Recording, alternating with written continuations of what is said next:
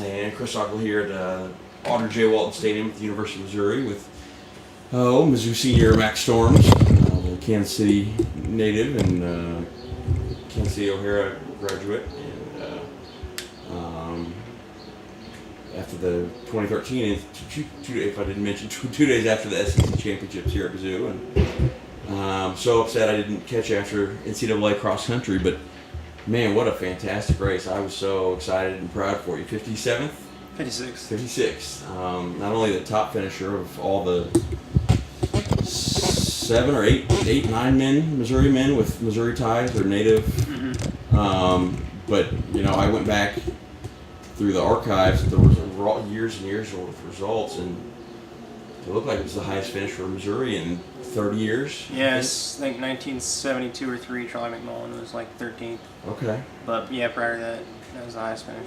And obviously you made some big strides your junior year, and this fall had a great season with good race at Louisville and good race at obviously a great race at SECs and good race at regionals to get you to nationals. Tell me, going in, just what you were thinking and what the goal was and what the mindset was to.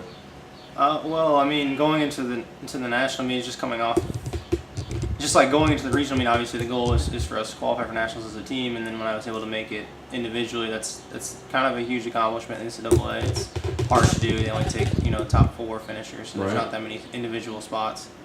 So I, coming off of that, I thought I ran really well at Springfield. I thought that was the best race that I had in my college career to that point. So, it's going to the national meet, I didn't really have like huge expectations. I kind of felt that, I've climbed to the top of the mountain and now, let's just see where I am. All during cross, I thought I was able to just stack good races on top of each other. I ran really well at Louisville and then was able to follow it up with another one at Wisconsin and the conference and regionals. So I just knew I had to go out there and run hard. And since I really had nothing to lose with the team not being there, I went out and just kind of raced with the mentality that just give it everything I have. And, my fitness was there. Obviously, I think I was ready to go on the right day. And we tapered correctly. I feel like, I was in really good shape on the day, and I was able to perform at my ability level, which is what you always want at championship time. So, and it was really cool being the top Missouri finisher, beating, Eric and Giannis and Caleb Hoover and all those guys. Right. So. And especially because, you beat a lot of guys that were high school All-Americans. And not that you weren't a good high school runner, but sure.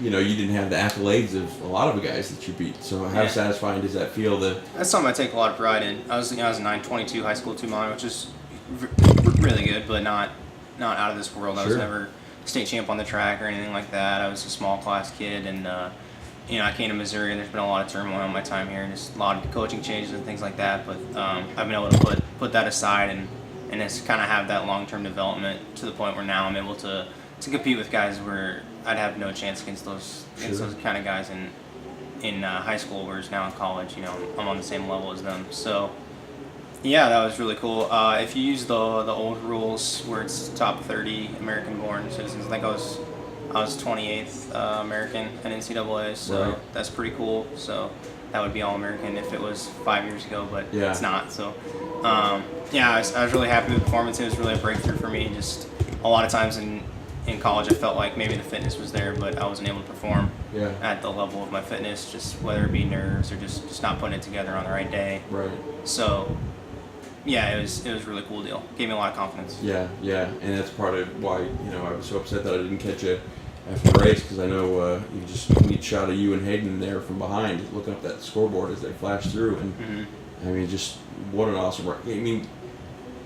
To get there is one thing, but then to be in a race with 250 guys at 10K, that's a brutal race. That you're battling each other, you're battling your fitness level, and then obviously the fatigue, and then also the mental grind of it. And so I was just blown away and just so impressed with it. A lot of guys show up at the national meet and don't perform. If you look at Maxime Korolov seemed like he was in really good shape going in, and obviously he finished way back, and same with Sam Masters. Sure. And those are 2 guys who were either right with me or right in front of me at invitationals earlier in the season. So I was just really happy to put it together on the day.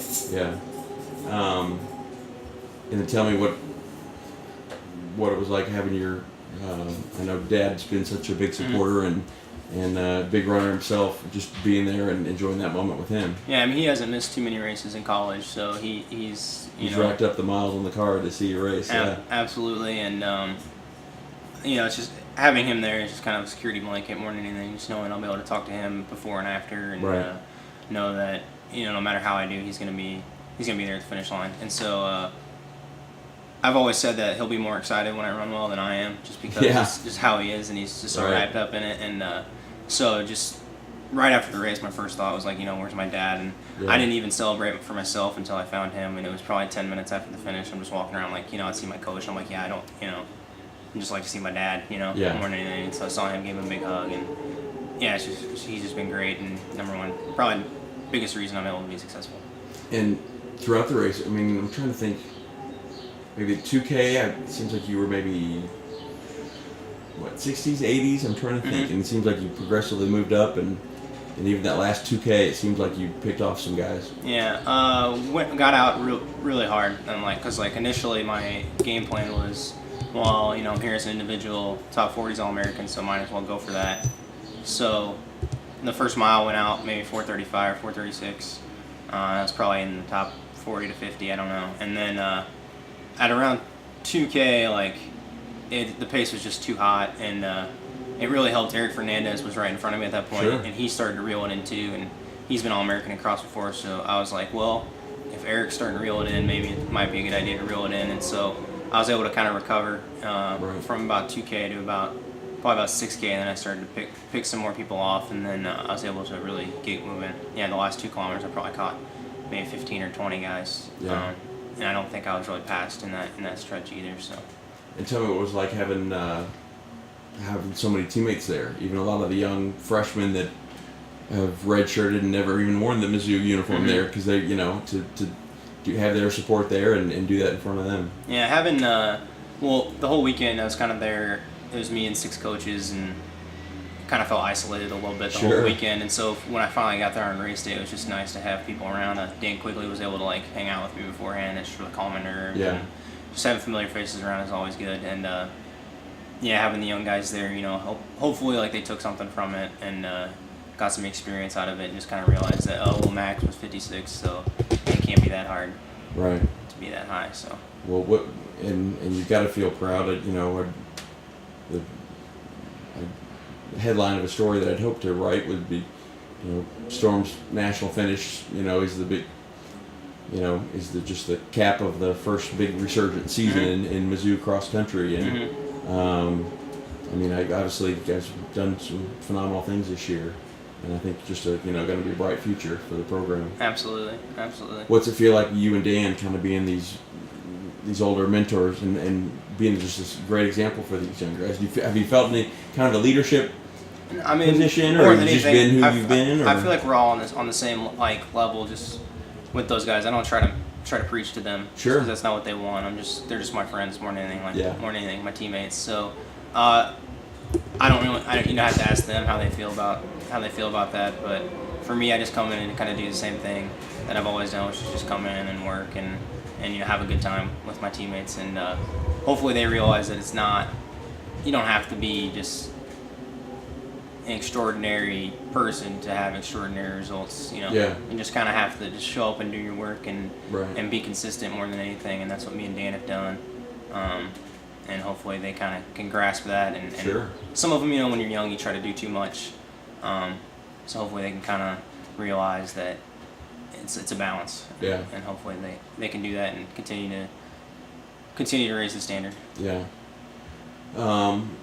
Well, let's head forward to indoors. I know you had some ups and downs, and probably had a couple of disappointing races. Probably, I assume you were disappointed with your big trip out to Seattle for the nice 300-meter track out at Washington, and disappointed with that. But man, for you to come back and in the first, slow or unseeded section of the 5K at SEC's indoors to blast off a 14:09 in Earl Conference or be top 8. With that, I was amazed. Yeah, it's tough coming. I've always thought that for me, especially, the transition between cross country and indoor track is I've always found it to be difficult. Yeah. Just it's a tough turnaround. Not a lot of time. You don't get quite the base in. Right.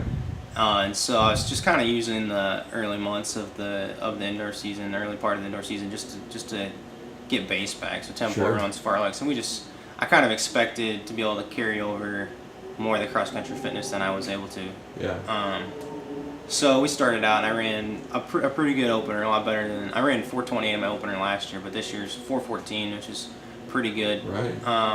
And then I kind of got sick a little bit, and just kind of the main thing that I was wanting to do during January and February was just to make sure that I maintained the volume of work, and Right.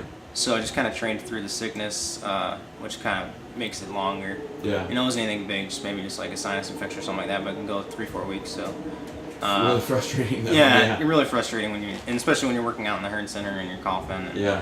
But yeah, I didn't run too well. I ran a 3K at Kentucky here in 8:26, and that wasn't exactly what I wanted.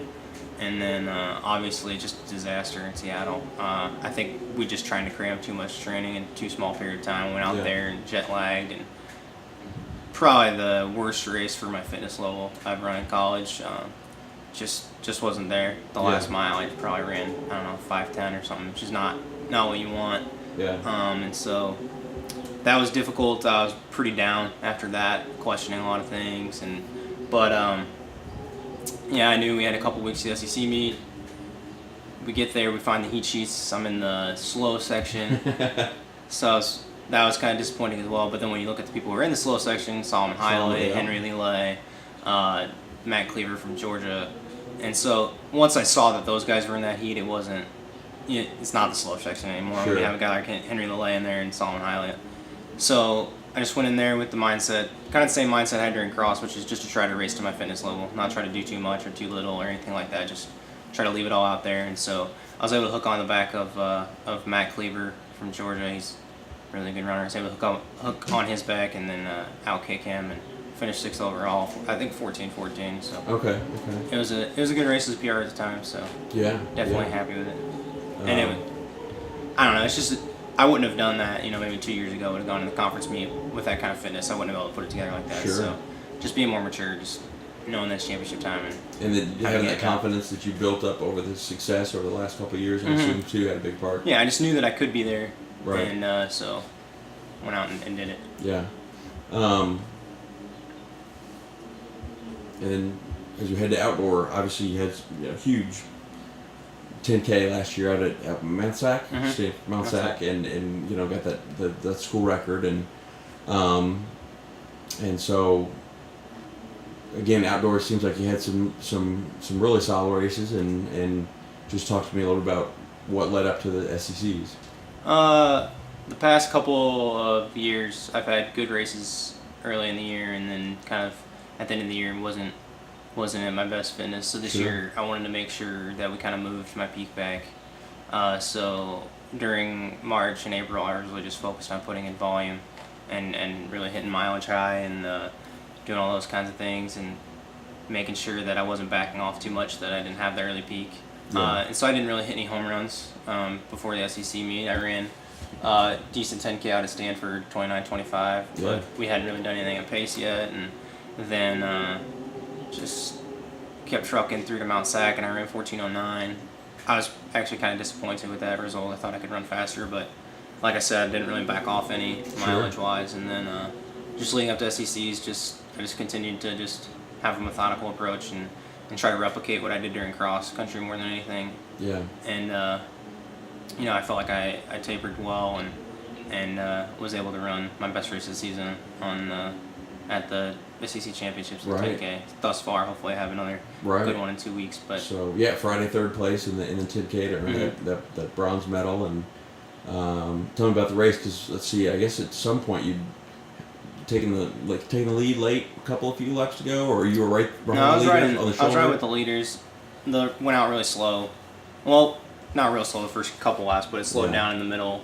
And I think I led one of the early laps, but we were probably 15:10, 15:15 at 5K, and with about 4K to go, Solomon Hiley made a big move to shake out the field, and I went with that, and I was just trying to prepare myself to just go with every move they had, and then Right. if I blew up, I blew up, and so with it being at home, I really wanted to just make sure I competed hard and try to get the win. So I went with that move, and that whittled the field down quite a bit. There's about 5 of us, Right. and then it slowed back down. And then with 3 laps to go, there was another really big move. And it's always been like my goal has always been in college to be there when the move is made for the win. And so that was the first time in a conference championship where I was there when Yeah. the move was made. I didn't execute the move as well as they did, but I was there Sure. when it got made, and I was able to respond to it pretty well. And obviously, like, Jimmy Clark's a pretty good athlete. He was able to come back in the 5,000. I think he's a lot better than I thought he was. Yeah, When I man. was racing him, and then I was almost able to pick off Solomon Hiley, who was obviously Foot Locker national champion in high Right, school. right.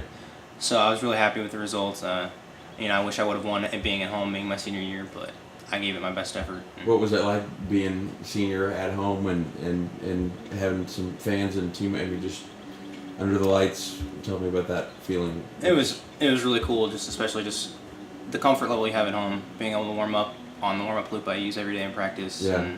and it's my home track, and even though they do it up like that, it's still the track that I do the majority of my work Sure. on. So just the comfort level, and just kind of more than anything, it's not like I didn't get like super psyched Yeah. because it was at home, so it just kind of felt like, it's just another day, and so I just went out there and just took it that way, and was really appreciative of all the support I had, and just was able to really like zone in and focus on the race. And I don't think I heard any splits or anything like that. I Yeah. was just kind of just zoned in and just making sure I didn't let that top group get away. And Right. yeah, it's an awesome feeling for sure. Yeah, and obviously it was a fun weekend because the place was packed and just the stadium facility looked great and just a lot of energy and excitement in the whole place. It was a fun time to be around. Mm-hmm. So what, as you head to Austin in 10 days or whatever, just like you did last year in Austin, 48 guys on the track for a 10K, it just seems overwhelming just to think about lining up with 47 other guys. What are your mindset going to need to be when that time comes? And You just have to, going into a meet like that, there's a certain percentage of the field that's just not there, and I was Sure. actually in that percentage last year. Yeah. I think so. Some of these guys are just way past their peak. They're tired of running Yeah. at this point. So my main goal is that there's 48 guys on the track, but I probably only have to worry about 25 to 30 of them, right, and then hopefully I can beat of that 25 to 30, 15 or so, right, and then get finish in that top 12 Yeah. and earn a trip to Hayward. Absolutely. So, having the experience from last year, having the confidence that I have, coming off of cross country, knowing that I can qualify for a national meet, it's not outside the realm of possibility. So, Right. just knowing how things went last year, how things went this year, just like at SECs, I just kind of want to be there when the moves are made. Yeah. Just stay out of trouble early on, and just make sure that I'm not too far back in the pack where I won't be able to respond if Yeah. somebody up front decides to move. Right. And let's see, is it always that? Is it Friday? That Friday night? Thursday night. Thursday night. Okay. And what have you thought about if you come across in that top 12? What that feeling would be like? Senior year.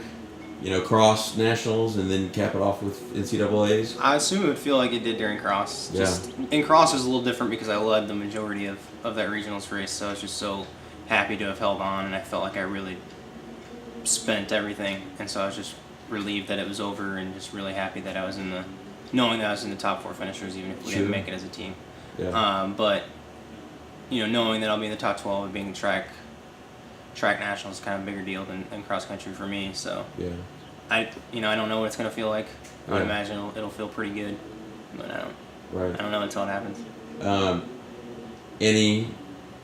Any weird random thoughts that ever pop into your head while you're trying to focus as you're running 6 miles around the track? Any soothing, relaxing things that you think about?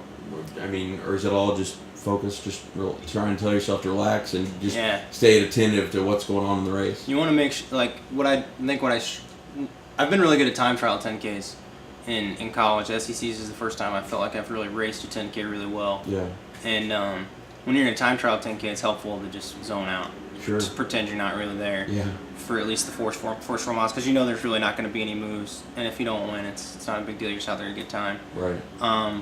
But in a race like situation, like definitely just making sure I'm staying engaged and focusing on what's happening, Yeah. and not so much just zoning out and being on a cloud.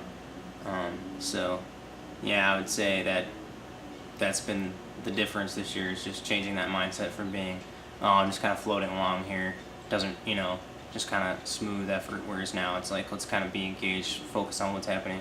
Yeah. It's not that long of a time to focus, it's only 30 Sure. minutes, so I can focus for that long and not zone out. Yeah. Well, but it's just so mentally exhausting and draining. Talk to a little bit about how people just who think, oh, you're just out running for 6 miles. Just talk about the mental side of it, and how just draining that is. Well, it's tough. Obviously, it's 25 laps. It's monotonous.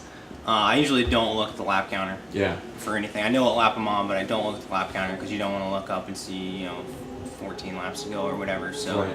I just try to pretend they're not laps. Just kind of pretend like I'm out on the trail or something like that. Because each lap's different, so you can't think that they're all the same.